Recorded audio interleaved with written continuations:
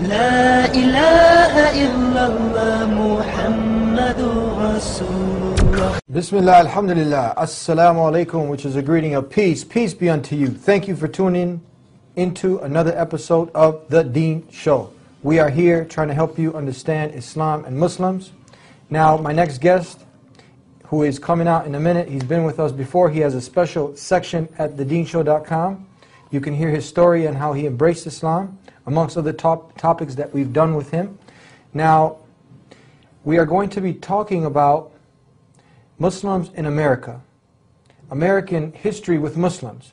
Now, just to note, we're going to be using the word Islam. By now, many viewers who've been with us, you know what this word means. Simply surrender, submission, obedience, doing all this sincerely to the one God who created the sun, the moon, and everything in this universe. And that's easily summed up with one word in Arabic, which is Islam. And a Muslim is one who does this action. The action of submitting and surrendering, sincerely being obedient to the one God who created everything in this universe. It's much easier summed up with one word, Muslim.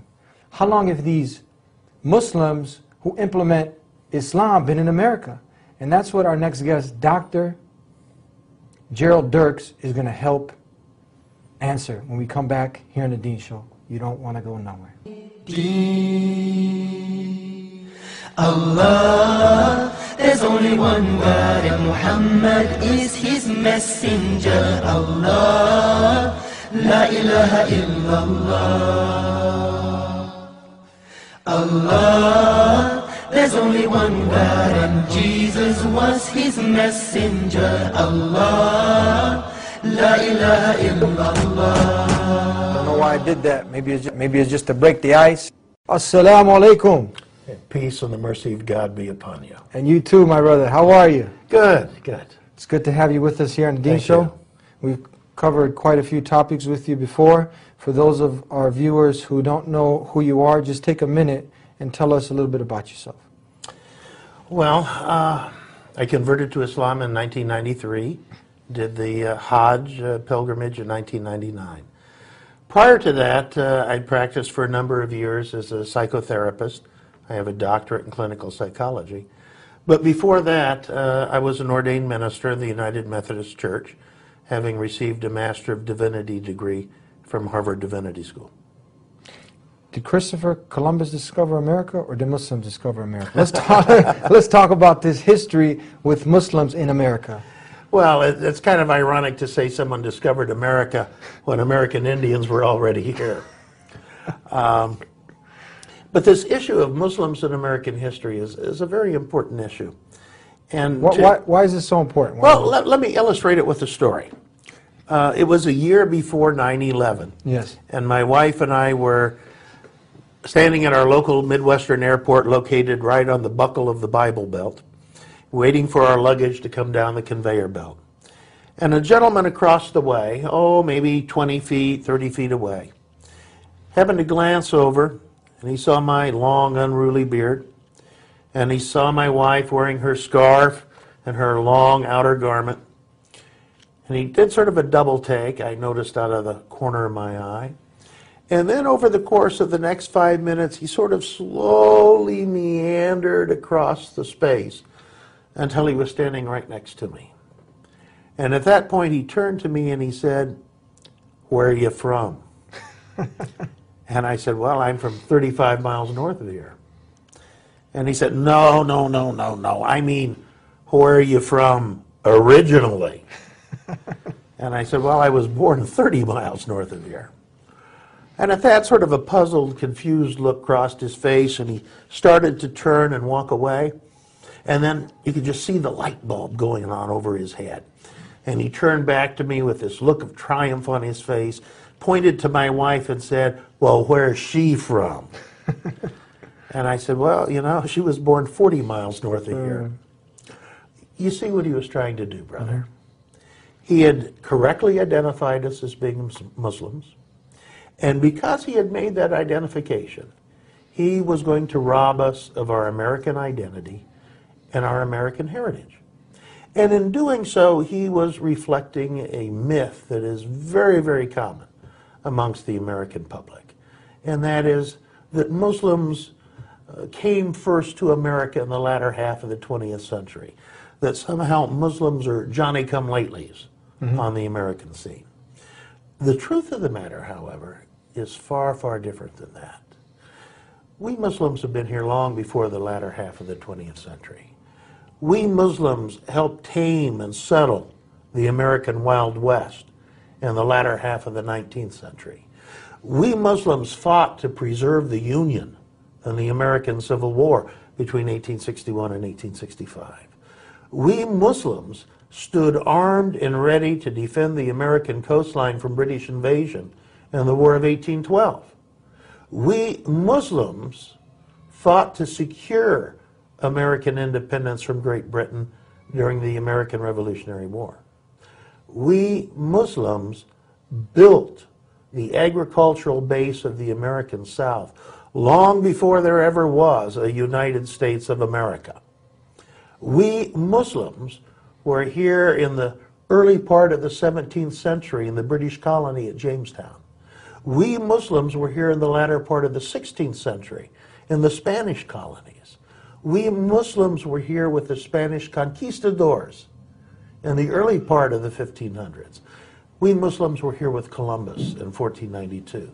And yes, we Muslims, even though this is a little controversial, we Muslims were here long before Christopher Columbus ever thought of coming to America. Amazing. Tell us now, I want to just go backwards at the airport. You were doing nothing, minding your own business, but was it because now we see a lot of Muslims, and we addressed this in previous shows, the beard. So you had you said the ruly beard. The long, unruly beard. And now your wife. Wearing the scarf. Which if you look back, with the beard, in any picture that is portrayed of supposedly Jesus, he has a beard, doesn't he? Yeah, in most of them. Pictures of him as a youth obviously do not. Or most of, even if you look at the Ten Commandments with Moses, he had a beard, didn't he? Well, that's how artists how they try to represent him. And if you look back to some of the modest women, if you look at who supposedly Jesus' mother, what they have portrayed of her in a picture, you will see her wearing the headscarf. Sure. And many of the righteous women, you'll see them preserving their modesty wearing this, and that's all. That's correct. You know, so this was just amazing. Now, tell us, continue on. How come most of us, we don't really get to know this? This is a shock to a lot of people that are listening. You know, why is this? Well, it's because knowledge is so compartmentalized. Unless you read Arabic or have access to someone who reads Arabic, and you go back to these very early Arabic books, you won't find this information.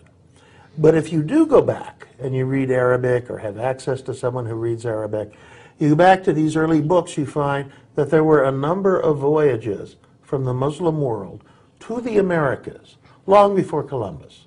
In fact, the earliest of these was Kashkash ibn Said ibn Aswad, who sailed from Muslim Andalusia, what is now Spain, Portugal, in the year 889, 600 years before Columbus, sailing west across the Atlantic, discovering a new land, apparently islands in the Caribbean, and sailing back to Andalusia. About 100 years later, Ibn Farouk, in the year 999, made a similar voyage from Muslim Andalusia to the New World. You said Ibn. What does that mean for... Son of. Yeah, son of Farouk. Son of Farouk. That would be his father. Okay. Yeah. And then Al-Idrisi, famous Muslim geographer and scientific advisor to the King of Sicily in the 12th century, wrote about a group of 8 Muslim sailors that sailed west across the Atlantic from Muslim Andalusia, or Spain, Portugal, arrived at 2 new islands, hitherto unknown to them, and there they were captured by American Indians and held captive for a few days. And after 2 or 3 days, another Indian came who served as translator between the Indians and these Muslims from Andalusia. And he arranged for their release, and they went back to Andalusia. Now, the important thing in this story is to stop and think for a moment. Wait a minute. There's an American Indian who can serve as translator? There's an American Indian who has had enough contact with Muslims that he can speak Arabic? and serve as a translator. So we have these stories from written in very early Arabic books detailing these 3 voyages from Muslim Andalusia. But it's not just from Muslim Andalusia. It's also from what today we call Morocco. For example, Sheikh Zain ad-Din Ali ibn Fadl al-Mazarandi sailed west from Morocco across the Atlantic in the year 1291, reached the New World. And perhaps the most impressive of all is sailing from West Africa, the Mandinka Kingdom of Mali. Around the year 1310, the Sultan or king of that empire, named Abu Bakari, sent 2 expeditions west across the Atlantic. Now, Columbus sailed in 1492 with 3 ships, the Nina, the Pinta, and the Santa Maria. From what is documented in the ancient Arabic books, Abu Bakari sent 2 fleets which together totaled 2,200 ships. So this was a huge amount of men moving west across the Atlantic. And we know they reached the Americas. They never returned, but we know they reached the Americas because there is a South American Indian tribe which even to today uses Mandinka ideograms as their form of written communication. There's a North American Indian tribe whose syllabus of words was written down by a Moravian missionary in the mid-1700s. And when modern linguists look at that syllabus, they discovered a large number of those words are Mande, the language of the Mandinka of Western Africa. So they obviously made it to the Americas, explored parts of South America and North America, intermarried with the American Indian tribes, and gradually their history was lost. But they were here, and they were here almost 2 centuries before Columbus. So yes, we Muslims were here before Columbus. You mentioned that if you don't have access to some of the Arabic books on history, or do you find this in some of the history writings here in America, like when you were attending university at Harvard? If you don't have access to some of the Arabic books on history, or do you find this in some of the history writings here in America, like when you were attending university at Harvard? Will you see this information there? No. This sort of information, again, is too compartmentalized. People who are writing about American history typically don't read Arabic. Yeah. The person who did the pioneering work on Muslims in America before Columbus was Dr. Abdullah Hakim Quick, who is fluent in Arabic and who has a PhD in history, by the way. So he went and looked at this authentic information, and this was documented, and now anybody who is a sincere historian now, he can take from this work that he's done? Yeah, it's beginning to receive some notice. Okay, so let's go back to what we said. Why is this so important to say for the Muslim youth to know this history? Crucial for the Muslim youth to know this history. Or not even just the Muslim youth, for Americans in general. Well, crucial for them to realize that Muslims have been here all along and that Muslims have made contributions to America all along. But especially for the second generation of Muslims in America, this is a most important piece of information, because as they hit adolescence, they're struggling to develop their own sense of identity, establishing their national cultural identity as Americans and establishing their religious identity as Muslims. And when you meet or are confronted by this sort of bias that says, well, if you're a Muslim, you obviously can't be an American, that creates conflict for them. That creates identity conflict for them. So it's important that they have this grounding in understanding their own unique heritage in America, that Muslims centuries before them were contributing to America. Tell us some more interesting things that we probably didn't hear before about some of the other contributions that Muslims have made to America.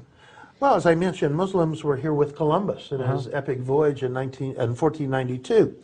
Amongst them, we can point to at least one Muslim who was Pedro Alonso Nino. He was a Muslim from Africa, sailed with Columbus, and helped charter and navigate much of the Atlantic Ocean. But three very important people we need to point out are the Pinzon brothers. And the Pinzon brothers were Moriscos. Now that's a term that needs some definition. Most people probably are not familiar with that term. In 1492, the Spanish Inquisition was going on full blast. And the Spanish Inquisition targeted both Jews and Muslims for their persecution. Let's stop for there and digress. What was this about, this Spanish Inquisition, just in short? Ferdinand and Isabella, their Catholic majesties of Spain, had reconquered Spain from the Muslims with the fall of Granada in 1492.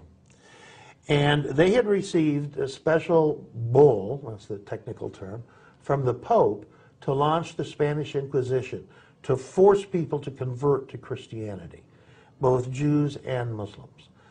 A lot of torture went on. A lot of people were killed in the process of doing this, both Jews and Muslims. At that time, the Muslims in Andalusia, or Spain, received a religious verdict from scholars in North Africa that said, look, if your life is threatened, go ahead and undergo a sham conversion to Christianity. And on the outward side, appear to be Christian, just continue to practice your Islam in private. This is if you're at the sword at your neck and if your life is threatened. So a number of Muslims did this. And these Muslims who did this and their descendants were known as Moriscos. So we had the three Pinzon brothers with Columbus. They're Moriscos. Now the three brothers had very important positions in Columbus's expedition. Martin Pinzon was the captain of the Pinta, one of the three ships. His brother Vicente was captain of the Nina, the second of the three ships. And Francisco was the pilot of the Pinta. So three key positions in Columbus's staff were held by Moriscos, people who had either undergone a sham conversion or were the descendants of people who had undergone the sham conversion to Christianity but continued to maintain their Islam in private. In addition, one sailor that sailed with Columbus in 1492, Rodrigo de Triana, who was a Christian when he made the voyage, as soon as he got back to Spain, he actually converted to Islam, which took a tremendous amount of courage because the Spanish Inquisition, like I say, was going full tilt in persecuting Muslims and Jews. So these are the people we know of that sailed with Columbus and helped Columbus, quote unquote, discover America. Please keep going. We're really intrigued by this information. Well, and after Columbus, we had Muslims coming with the Spanish conquistadors, because again, that Spanish Inquisition was still going on. And many, many Muslims volunteered to go to the New World as a way of escaping the Spanish Inquisition. So, for example, we have Muslims in almost every one of the Spanish expeditions to the New World by the conquistadors. Nuflo de Olano was a Muslim who accompanied Balboa in his expedition of the Americas. But probably the most famous of these Muslims with the Spanish conquistadors was Estevanica of Azamor. That's how you'll find his name written in the history books. And he is famous. Spanish language films have been made about Estevanico of Azamor. He was a Muslim. He was a Muslim. His real name was Mustafa Zamori. Estevanico of Azamor was his slave name. He had been captured in Morocco and enslaved. And in the year 1527, he sailed with his owner from Spain to the Caribbean and landed in Hispaniola. And there he and his owner joined the de Narvaez expedition that sailed from Hispaniola in the Caribbean to Florida. And this expedition consisted of 5 ships and about 500 to 600 men. Well, along route, they were hit by a hurricane. Some of the ships sank. The survivors, when they made it to Florida, were immediately attacked by Indians, many of them perishing. Those survivors, including Mustafa, began a 5,000-mile westward and then southern trek on foot from Florida to Mexico City. And they were the first people from the old world to go through, Georgia and Alabama and Mississippi and Louisiana, and then down into Texas, and finally down into Mexico and to Mexico City. And when they finally arrived there, there was only Mustafa and 3 others still left alive out of those 500 to 600 who had begun that expedition. History books talk about him, but they'll talk about him as Estevanico of Azamor. They won't mention that his real name was Mustafa Zamori, and they won't mention the fact that he was a Muslim. Yeah. What about Kunta Kinte? Well, this is later. Yeah. He obviously wasn't there with the conquistadors. But before we get to the conquistadors, or get to Kunta Kinte, you know, Muslims were here with the early colonies. The Spanish established a colony early on at Santa Elena back in the year 1566. And many of the colonists that they took were from the Galician mountain areas of Spain and Portugal, which was an area that was very, very densely populated by Muslims. So it's a very safe assumption. We had a number of Muslims in the Santa Elena colony, which was located in the southeastern, what is now the United States. We also know that Spain settled Turkish Muslims, both in Cuba and Mexico and in the southwestern United States. These were primarily Turkish Muslims who were silk and textile workers. And in Jamestown Colony that the British established, again we had Turkish Muslims who were brought into the colony, again primarily silk and textile workers. And in fact they became so numerous in Jamestown Colony that Virginia actually passed a law prohibiting any more Turks and Muslims from entering the Jamestown Colony. And the first written record we have of those Muslims being there is from the year 1631. So again, very substantial contributions.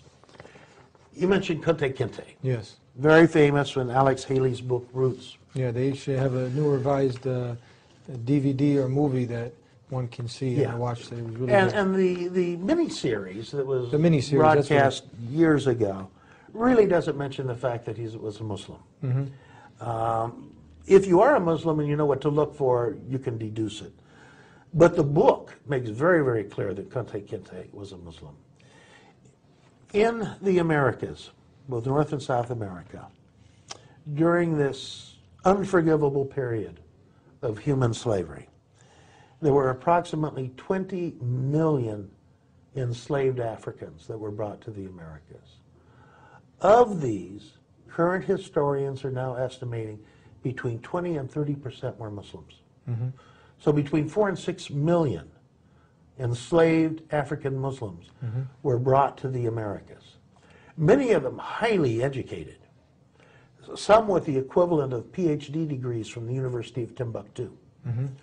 And historians are now finding in little county museums in the American South entire books written in Arabic by these enslaved African Muslims. Wow. The entire Quran written from memory in Arabic.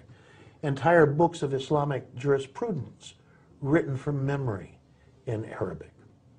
So a very educated group of people, and some modern historians are now positing that the percentage of literacy among the enslaved Africans in the American South was actually higher than the percentage of literacy among the slave owners.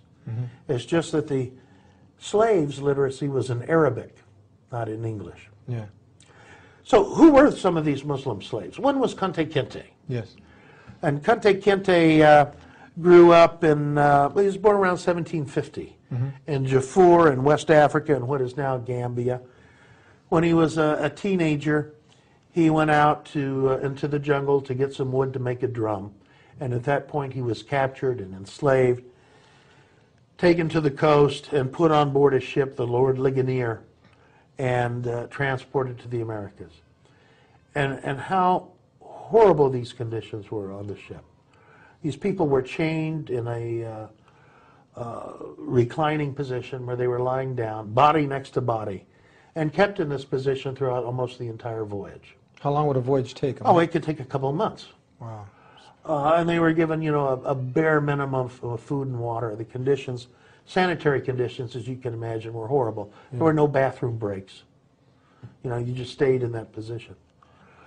How bad was it? Well, on the ship that Kunta Kinte came over on, we're told that approximately 30% of those enslaved Africans died during the voyage to the Americas.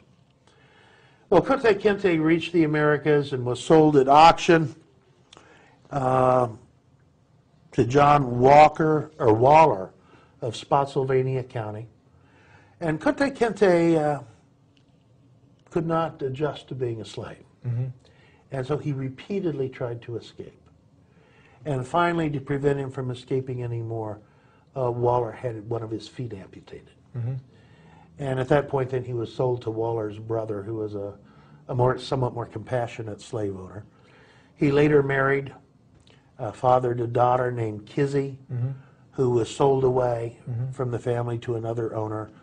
That owner raped Kizzy, producing a son called Chicken George.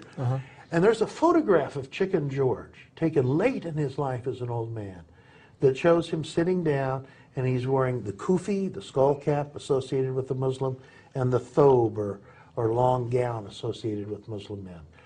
So we know Kunta Kinte was able to pass along at least some of his Islam to his daughter, and she in turn some of it to her son. So Kunta Kinte, probably the most famous of the enslaved African Muslims in America. Though in my book, Muslims in American History, I give the biographies, I think, of about 30 of these enslaved African Muslims that made it to the United States. So which one of your books, is this the one that people now who really want to know more about Muslims in America, they can find that history here in your book, Muslims in American History, A Forgotten Legacy? Yes. Okay, yeah, so, and they can see this book at Dirk's Online Books? DirksOnlineBooks.com, yes. Okay, and amongst other books, you have written how many books total? 6, and then I wrote 5 chapters in a 7th book. Yeah, if you can give some, the audience some closing remarks regarding the conclusion of this topic and some advices, and they can also learn more. Yeah, there's a lot more to be said about Muslims in American history. We've only just started scratching the history of the earliest part of that history. Yet to be said is the Muslims who fought in the American Revolutionary War, the War of 1812, the American Civil War, and those who helped tame and settle the American Wild West. So there's a very rich history here of Muslims in America contributing to America, and that goes back centuries. So there is a long-standing Muslim American heritage that people do need to be aware of. We didn't just arrive yesterday. We didn't. We've been here all along. And I'm sure there's many others who maybe had interaction with Muslims who, because like we said, a Muslim is one who makes a conscious decision to surrender and submit to the one God and agree that Muhammad was the last and final messenger sent to mankind. That's correct. Then confirming Jesus is a messenger, Abraham, Moses, and all the other messengers. That's right. It's something very simple. Thank you for being with us. My pleasure. I'd like to thank you for tuning in to another episode of The DEEN Show. You can learn more, Muslims in America, the history of forgotten legacy, and you can go to our brother's website, that's Dirk's Online Books, to read more on this topic. I hope that you got to benefit and learn something new, and we will hopefully see you again next week here on The DEEN Show. Until then, Assalamu alaikum, peace be unto you.